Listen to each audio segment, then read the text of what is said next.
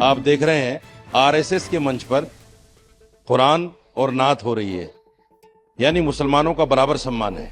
उन धर्म गुरुओं को खास तौर से एक संदेश है जो देश में नफरत की बात करते हैं, जो कहते हैं कि मुसलमान के साथ कारोबार ना करो, मुसलमान के साथ लेन देन ना करो।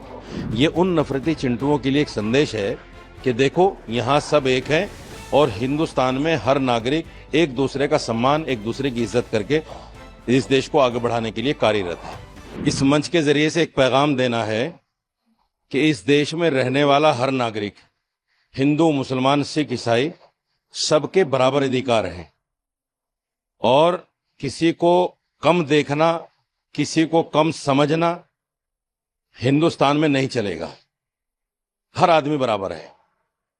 जो भी अधिकारी या जो भी लोग इस तरह की सोच रखते हैं कि मुसलमान को कहीं ना कहीं किसी वजह से प्रताड़ित करने की कोशिश की जाती है, आज का ये पैगाम खुला है। आप देख रहे हैं आरएसएस के मंच पर कुरान और नात हो रही है, यानी मुसलमानों का बराबर सम्मान है। इसलिए तमाम लोग, जितने भी अधिकारी हैं या शासन प्रशासन में जो लोग हैं, उनको समझ आ जाना चाहिए इस बात के लिए कि मुसलमान को कम आंकने की कोशिश मत करो। मुसलमान बराबर का नागरिक है और रहेगा। सर, भाईचारे बिल्कुल बिल्कुल वही भाईचारा जिसकी वजह से ये देश आगे उन्नति करेगा, तरक्की करेगा, और वो तभी मुमकिन है जब हिंदू, मुसलमान, सिख, ईसाई सब साथ मिलकर चलें।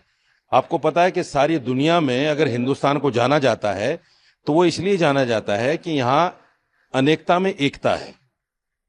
यहाँ जो है वसुधैव कुटुंबकम जो है, और कुरान की जबान कहें तो अल खल्क़ु अयालुल्लाह, कि सारी दुनिया, सारी जमीन उस परमात्मा, उस खुदा की है और सब उसकी नजर में बराबर है। हिंदुस्तान में भी सब लोग बराबर है। सर, आप देख रहे हैं बातचीत करने संदेश को,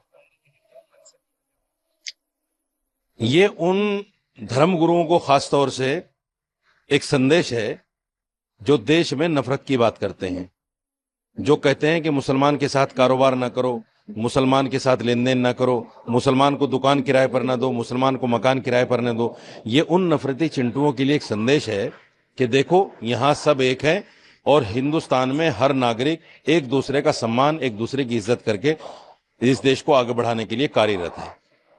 पोस्टर भी लेकर चल रहे हैं, क्या कुछ आप उससे सर समझते हैं? क्योंकि बीते दिन देखा गया कि बरेली में आप कुछ देखिए, आई लव मोहम्मद का जो प्रकरण है वो जश्न ईद मिलादुन नबी से कानपुर से शुरू हुआ।